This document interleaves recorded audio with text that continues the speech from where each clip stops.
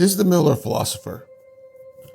First, I want to say Happy New Year's, and I hope you guys had a good holiday and that everything goes well for you guys in the future, and thank you for sticking with my channel for another year. Having said that, let's begin. If you've watched any of my earlier videos, then you know that I am a fan of Feanor.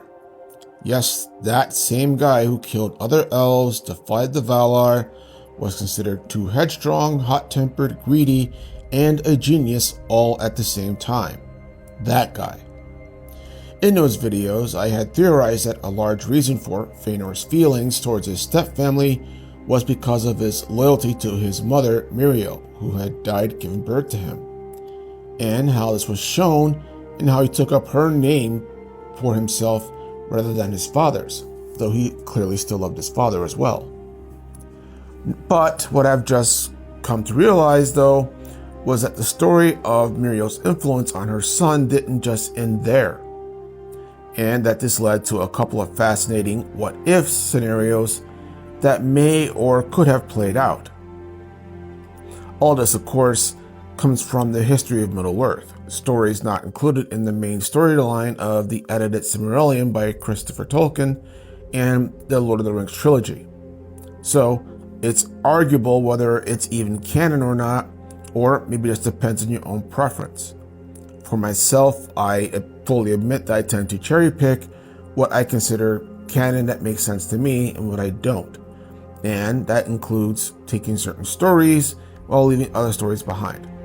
Having said that, in the history of Middle-earth, it talks about a version of the story where, because of the culture of the High Elves at the time, elves could not remarry. But the Valar, because of the uniqueness of Finwe and Míriel's situation after her death, or whatever you want to call it, the Valar would only allow Finwe to remarry if his wife chose not to be reincarnated. When Míriel hears of this, she does refuse this act of grace, instead choosing to remain a spirit and away from her people.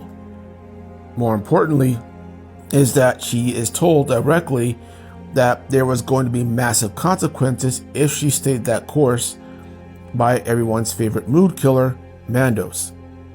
But Míriel remains steadfast, and history goes on as we know it in the Silmarillion. Fascinating. Later, after both Finwe and Feanor have been killed, the couple is reunited in the halls of Mandos, and I have to wonder if Feanor was there as well for this particular reunion. Having said all this, Finwe then informs Míriel of everything that has transpired with the Noldor since her refusal to reincarnate, and that now she apparently feels immense guilt for what she has caused. And she wants to make recompense for this by weaving her greatest work, a tapestry of the story of the Noldor, which included her husband, Feanor, and arguably, I think, even his other sons, Fingolfin and Finarfin, whom she does give her blessing to along with their mother, Indis.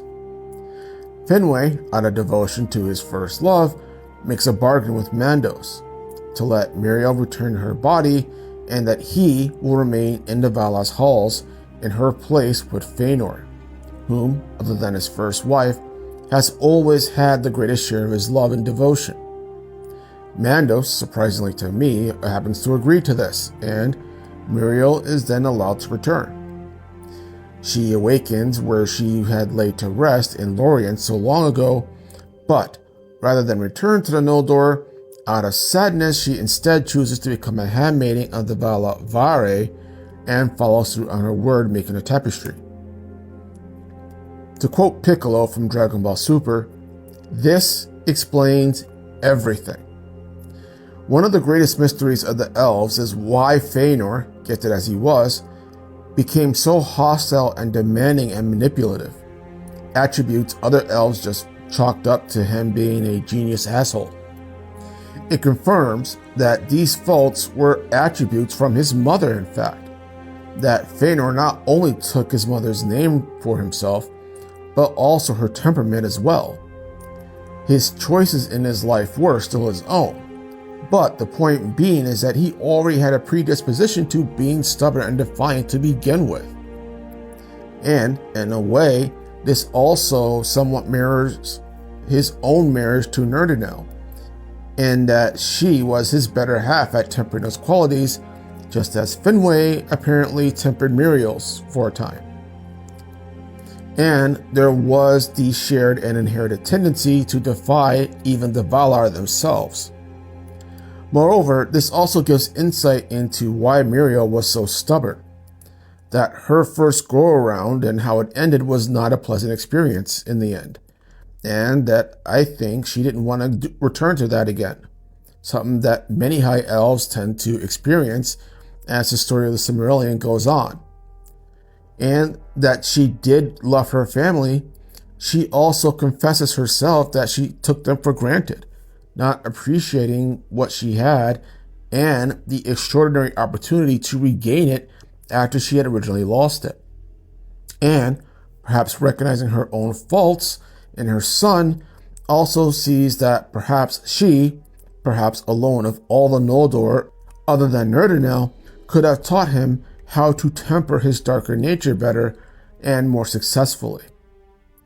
Also, in recognizing this, I think it deals with how she sees her replacement in Indis and her sons with Finwe. That the thought of, quote unquote, bearing a grudge against her did, I think, come to mind as Miriel does mention this. But she also quickly realizes that she's in no place to judge nor to be angry, because she chose to forego the life that Indis had with Finwe, even if that life that Indis had with him was for a short time, as elves know it at least. That Miriel comes to view Finwë's second family as a correction of Feanor's sins, as it were. And I think this says a lot to people who think that Tolkien writes weak women waiting to be saved. That one of the greatest and most tragic characters in his universe is that way from the influence of his mother more so than his father, even though there is some of that at play as well. Yet, equally, this also did not diminish his love for Finwe either. And as I hinted at the beginning of the video, this also opens up doors to other possibilities. If Feanor was present when his parents were united in the afterlife, what would his response have been to seeing his mother for the first time since his birth? That is, if he can even remember that far back since he was just born. Would she have embraced her son in love and sorrow for her part in the influences that her choices had on him? Would she have rejected him for how he could have committed such evil upon other elves and his own family? Would it have been a reunion of sorrow and joy? And what would have happened if Miriel had chosen to return to the Noldor after her resurrection? The long-departed first High Queen of the Noldor from the original line of Finwe. By this time, Finarfin was already the High King of the Noldor in Valinor, with the remnant of the Noldor that had chosen to repent after Alcolande, and having renounced his half-brother. What would his reaction be at seeing the seed of the monster that his half-brother became, and had also sown such discord within his own family?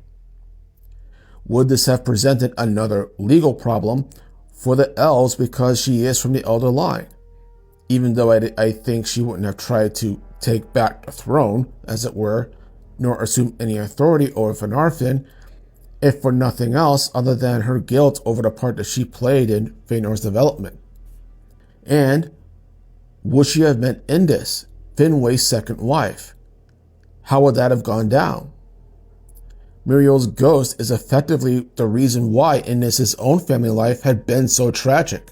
That while the Valar may have decreed that no elf can have two spouses, that was exactly Indis' own experiences because of her husband's inability to move on from Miriel, compounded all the more by their son Feanor. Would Indis resent Miriel despite Miriel undoubtedly expressing sorrow and acceptance of the role that she played in their shared husband's life? And that sounds weird just thinking about it. Anyway, lastly would she have also met her daughter-in-law, Nerdinel, who was also in grief over what had occurred and the loss of her own family. Perhaps apologizing or sharing their mutual grief over the events that transpired.